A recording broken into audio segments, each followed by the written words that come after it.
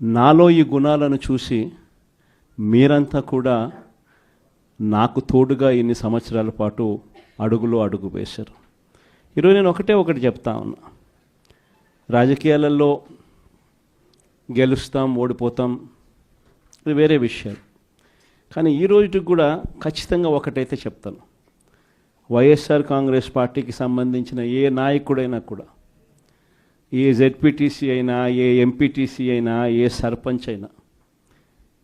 ఏ ward member అయినా, ఏ కార్యకర్త అయినా కూడా,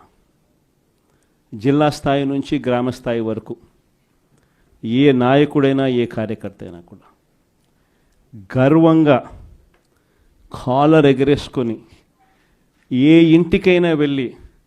ఆ ఇంట్లో చిక్కటి చిరునవ్వుల మధ్య